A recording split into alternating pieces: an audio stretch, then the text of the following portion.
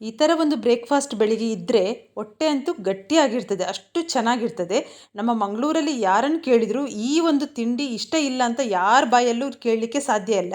ಯಾಕಂದರೆ ಎಲ್ಲರೂ ಇಷ್ಟಪಡುವಂಥ ಒಂದು ಮಂಗಳೂರಿನ ಸ್ಪೆಷಲ್ ಬ್ರೇಕ್ಫಾಸ್ಟ್ ಇದು. ಎಲ್ರಿಗೂ ನಮಸ್ಕಾರ. ನಾನಿವತ್ತು ಮಂಗಳೂರು ಸ್ಪೆಷಲ್ ಮರ್ವಾಯಿ ಪುಂಡಿಗಶಿ ಮಾಡ್ತಾ ಇದ್ದೇನೆ. ಇದನ್ನು ಅಕ್ಕಿ ಕಡುಬಲ್ಲಿ ಇದನ್ನು ಸೇರಿಸಿ ಮಾಡುವಂಥ ಒಂದು ಮಂಗಳೂರಿನ ವಿಶೇಷ ತಿಂಡಿ ಅಂತಲೇ ಹೇಳ್ಬೋದು. ಎಲ್ಲರೂ ಇಷ್ಟಪಡುವಂಥ ಒಂದು ತಿಂಡಿ. ಬನ್ನಿ ಯಾವ ರೀತಿ ಮಾಡೋದು ಅಂತ ನೋಡೋಣ. ಇದನ್ನೀಗ ಸ್ವಲ್ಪ ಹೊತ್ತು ನೀರಲ್ಲಿ ಹಾಕಿ ಇಡಬೇಕು. ಇಲ್ಲಿ 1.5 ಪಾವು ಕುಚ್ಚಲಕ್ಕಿಯನ್ನು ನೆನೆಸಿಟ್ಟಿದ್ದೇನೆ. ಕುಚ್ಚಲಕ್ಕಿ ಯಾವಾಗಲೂ ಚೆನ್ನಾಗಿ ನೆನೆಯಬೇಕು, ಆಗ ಮಾತ್ರ ಇದರಲ್ಲಿ ಅಕ್ಕಿ ಕಡುಬು ಏನು ಮಾಡ್ತೇವೆ ನೋಡಿ ಅದು ಒದಗಿ ಬರ್ತದೆ, ಇಲ್ಲಾಂದರೆ ಅಷ್ಟೊಂದು ಒದಗಿ ಬರುವುದಿಲ್ಲ. ನೋಡಿ ಚೆನ್ನಾಗಿ ನೆಂದಿದೆ. ಈಗ ನಾವು ಇದನ್ನು ಮಿಕ್ಸಿ ಜಾರಿಗೆ ಹಾಕಿ ನೀರನ್ನು ಪ್ರತ್ಯೇಕಿಸಿ ಹಾಕಬೇಕು. ಹಾಗೆ ರುಚಿಗೆ ತಕ್ಕಷ್ಟು ಉಪ್ಪನ್ನು ಹಾಕಿ ಇದನ್ನೀಗ ನಾವು ಸಾಫ್ಟಾಗಿ ಗಟ್ಟಿಯಾಗಿ ಗ್ರೈಂಡ್ ಮಾಡ್ಕೊಳ್ಬೇಕು. ನೋಡಿ ಈ ರೀತಿ ಗ್ರೈಂಡ್ ಆಗಬೇಕು. ಈ ಥರ ಗ್ರೈಂಡ್ ಆದರೆ ನೋಡಿ ಗಟ್ಟಿ ಗಟ್ಟಿ ಆದರೆ ಅದು ನಾವು ಕಡುಬು ಮಾಡಲಿಕ್ಕೆ ನಮಗೆ ತುಂಬ ಈಸಿ ಆಗ್ತದೆ, ತುಂಬ ಚೆನ್ನಾಗಿಯೂ ಬರ್ತದೆ. ನೋಡಿ ಇದನ್ನೀಗ ಬೇರೆ ಒಂದು ತಟ್ಟೆಗೆ ಹಾಕಿ ನಾನೀಗ ಸಣ್ಣ ಸಣ್ಣ ಅದಕ್ಕೆ ಕಡುಬನ್ನು ಮಾಡ್ತಾ ಇದ್ದೇನೆ. ಇದಕ್ಕೆ ನಾವು ಮಂಗಳೂರಲ್ಲಿ ಪುಂಡಿ ಅಂತ ಹೇಳೋದು. ಇದನ್ನೀಗ ನಾವು ಬೇಯಿಸ್ಕೋಬೇಕು. ಈ ರೀತಿ ಒಂದೊಂದೇ ಕಡುಬು ಮಾಡಿ ಇಟ್ಟು ಚೆನ್ನಾಗಿದು ಇನ್ನು ಬೇಯಬೇಕು.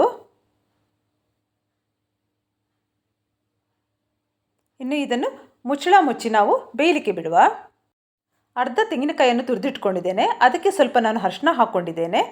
ಅರ್ಧ ಈರುಳ್ಳಿ, ಒಂದು ಸಣ್ಣ ಗಾತ್ರದ ಹುಣಸೆಹಣ್ಣು, ಹಾಗೆ 7-8 ಹೆಸರು ಬೆಳ್ಳುಳ್ಳಿ ತಗೊಂಡಿದ್ದೇನೆ.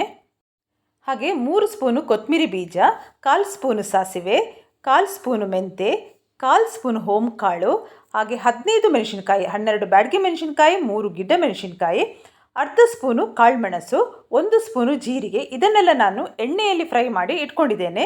ಈಗ ಇದನ್ನು ನಾವು ಒಂದು ಮಿಕ್ಸಿ ಜಾರಿಗೆ ಹಾಕಿ ಇದನ್ನು ನಾವು ಸಾಫ್ಟಾಗಿ ಗ್ರೈಂಡ್ ಮಾಡ್ಕೊಳ್ಬೇಕು. ಬನ್ನಿ ಅಕ್ಕಿ ಕಡುಬು ಬೆಂದಿದೆಯಾ ನೋಡುವ. ನೋಡಿ ಚೆನ್ನಾಗಿ ಬೆಂದಿದೆ. ಈ ರೀತಿ ಬೇಯಬೇಕು. ಇನ್ನು ಇದನ್ನು ತಣ್ಣಗಾಗಲಿಕ್ಕೆ ಬಿಡುವ. ಮರ್ವಾಯನ್ನು ನಾನು ಈ ಥರ ಕಟ್ ಮಾಡಿ ಕ್ಲೀನ್ ಮಾಡಿ ಇಟ್ಕೊಂಡಿದ್ದೇನೆ. ನೋಡಿ ಅಕ್ಕಿ ಕಡುಬು ತಣ್ಣಗಾಗಿದೆ. ನಮ್ಮ ಮಂಗಳೂರಲ್ಲಿ ಇದಕ್ಕೆ ಪುಂಡಿ ಅಂತ ಹೇಳ್ತೇವೆ. ನಾವಿದನ್ನೀಗ ಕಟ್ ಮಾಡ್ಕೊಳ್ಬೇಕು. ನಮಗೆ ಯಾವ ಹದಕ್ಕೆ ಬೇಕು ನೋಡಿ ಆ ರೀತಿ ಕಟ್ ಮಾಡ್ಕೊಳ್ಬೇಕು.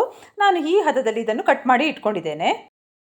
ನೋಡಿ ಮಸಾಲೆ ಗ್ರೈಂಡ್ ಆಗಿದೆ. ಇಷ್ಟು ಸಾಫ್ಟ್ ಆದರೆ ಸಾಕು. ಈಗ ನಾವು ಒಂದು ಮಣ್ಣಿನ ಪಾತ್ರೆಗೆ ನಾವು ಗ್ರೈಂಡ್ ಮಾಡಿ ಇಟ್ಕೊಂಡಿರುವಂಥ ಮಸಾಲೆಯನ್ನು ಹಾಕಿ ಅದಕ್ಕೆ ನಾವು ಉಳಿದಿರುವಂಥ ಈರುಳ್ಳಿಯನ್ನು ಇದಕ್ಕೆ ಹಾಕಿ ಅದಕ್ಕೆ ಬೇಕಾಗುವಷ್ಟು ನೀರನ್ನು ಹಾಕಿ ಸರಿಯಾಗಿ ಅದನ್ನು ಮಿಕ್ಸ್ ಮಾಡಿ ಇದನ್ನೀಗ ಬೇಯಿಸಲಿಕ್ಕೆ ಇಡಬೇಕು. ಯಾಕಂದರೆ ಮಸಾಲೆ ಹದ ಮಾಡುವಾಗ ತುಂಬ ದಪ್ಪ ಆಗಬಾರ್ದು. ಯಾಕಂದರೆ ಮರ್ವಾಯಿ ಪುಂಡಿ ಮತ್ತು ಅದು ತಳ ಹಿಡಿತದೆ. ತಳ ಹಿಡಿಯದಾಗೆ ಮಸಾಲೆ ಮಾಡುವಾಗ ಸ್ವಲ್ಪ ನೀರು ಮಾಡಿದರೆ ಒಳ್ಳೆಯದು. ಯಾಕಂದರೆ ಮತ್ತೆ ಅದು ಎಳ್ಕೊಂಡು ಗಟ್ಟಿ ಆಗ್ತದೆ. ಇದಕ್ಕೀಗ ನಾನು ಕಟ್ ಮಾಡಿ ಇಟ್ಕೊಂಡಿರುವಂಥ ಮರ್ವಾಯನ್ನು ಹಾಕ್ತಾ ಇದ್ದೇನೆ. ಒಂದು ಒಳ್ಳೆ ರುಚಿಕರವಾದ ಒಂದು ಮರ್ವಾಯಿ ಪುಂಡಿಗಶಿ ಅಂತಲೇ ಹೇಳ್ಬೋದು. ಈಗ ನಾವು ಇದನ್ನು ಸರಿಯಾಗಿ ಮಿಕ್ಸ್ ಮಾಡಿಕೊಳ್ಬೇಕು. ಮತ್ತು ಇದರಲ್ಲಿ ನೋಡಿ ಈರುಳ್ಳಿಯನ್ನು ನಾವು ಕಟ್ ಮಾಡಿ ಹಾಕ್ಕೊಂಡಿರ್ತೇವಲ್ಲ ಅದು ಒಂದು ತಿನ್ನುವಾಗ ಒಂದು ಒಳ್ಳೆ ರುಚಿಯನ್ನು ಕೊಡ್ತದೆ, ತುಂಬ ಚೆನ್ನಾಗಿರ್ತದೆ. ನಾನು ಮಾಡಿರುವ ಪುಂಡಿಗಶಿ ಇದು ಹಳೆಯ ಕಾಲದಲ್ಲಿ ಯಾವ ರೀತಿ ಮಾಡ್ತಾಯಿದ್ರು ನೋಡಿ ಆ ರೀತಿ ಮಾಡಿದ್ದೇನೆ. ಇದಕ್ಕೆ ನಾವೀಗ ರುಚಿಗೆ ತಕ್ಕಷ್ಟು ಉಪ್ಪನ್ನು ಹಾಕ್ಕೊಳ್ಬೇಕು. ಈಗ ಇನ್ನೊಮ್ಮೆ ಇದನ್ನು ನಾವು ಸರಿಯಾಗಿ ಮಿಕ್ಸ್ ಮಾಡಿ ಕುದಿಲಿಕ್ಕೆ ಬಿಡಬೇಕು. ಮತ್ತು ನಾವೆಲ್ಲ ಈ ಥರ ಮರ್ವಾಯಿ ಪುಂಡಿಗಶಿ ಮಾಡಿದರೆ ಅಂತೂ ಮಧ್ಯಾಹ್ನ ಕೂಡ ಇದನ್ನೇ ತಿಂತೇವೆ. ಅಷ್ಟು ಇಷ್ಟ ನಮಗೆ ಎಲ್ಲ, ಅಷ್ಟು ಚೆನ್ನಾಗಿರ್ತದೆ. ಇದನ್ನೀಗ ಮುಚ್ಚಳ ಮುಚ್ಚಿ ಕುದಿಲಿಕ್ಕೆ ಬಿಡುವ. ಬನ್ನಿ ಈಗ ಮಸಾಲೆ ಕುದೀತಾ ಉಂಟ ನೋಡುವ. ನೋಡಿ ಚೆನ್ನಾಗಿ ಕುದಿ ಬರ್ತಾ ಉಂಟು. ಅದು ಮರ್ವಾಯಿ ಹಾಕಿದ್ದೇವಲ್ಲ ಒಂದು ಒಳ್ಳೆ ಪರಿಮಳ ಬರ್ತಾ ಉಂಟು. ನಮ್ಮಲ್ಲಿ ಹೇಳ್ತೇವೆ ಭಾರಿ ಪುಳ್ಪೆನ ಅಂತಂದರೆ ಬಾಯಿಗೆ ಅಷ್ಟು ರುಚಿ ಕೊಡುವಂಥ ಒಂದು ತಿಂಡಿ ಅಂತ ಅರ್ಥ. ಇದು ಸ್ವಲ್ಪ ಕುದೀಲಿ. ಕುದ್ದದ್ದು ಸಾಕು. ಈಗ ಕಟ್ ಮಾಡಿ ಇಟ್ಕೊಂಡಿರುವಂಥ ಪುಂಡಿಯನ್ನು ನಾವು ಇದಕ್ಕೆ ಹಾಕಬೇಕು. ಈ ಮಸಾಲೆ ಜೊತೆ ಈ ಪುಂಡಿ ಇದೆಯಲ್ಲ ಒಳ್ಳೆ ಬೆಂದು ಒಂದು ಒಳ್ಳೆಯ ಅದ್ಭುತವಾದ ತಿಂಡಿ ನಮಗೆ ರೆಡಿ ಆಗ್ತದೆ. ಬೆಳಗಿನ ಬ್ರೇಕ್ಫಾಸ್ಟಿಗೆ ಅಂತೂ ಇದು ಸೂಪರ್ ಆಗಿರ್ತದೆ. ಹೊಟ್ಟೆನೂ ಗಟ್ಟಿ ಇರ್ತದೆ, ಬಾಯಿಗೂ ಒಳ್ಳೆ ರುಚಿಯನ್ನು ಕೊಡುವಂಥ ಒಂದು ತಿಂಡಿ. ಇನ್ನು ಇದು ಚೆನ್ನಾಗಿ ಮಸಾಲೆ ಜೊತೆ ಚೆನ್ನಾಗಿ ಕುದಿಬೇಕು. ಮತ್ತು ನಾವು ಈ ರೀತಿ ನೀರಾಗಿ ಮಾಡಿದರೆ ಇದೆಯಲ್ಲ ಆ ಪುಂಡಿ ಜೊತೆ ಚೆನ್ನಾಗಿ ಕುದ್ದು ಅದು ಸ್ವಲ್ಪ ತಣ್ಣಗಾದ ಮೇಲೆ ಚೆನ್ನಾಗಿ ಎಳ್ಕೊಳ್ತದೆ.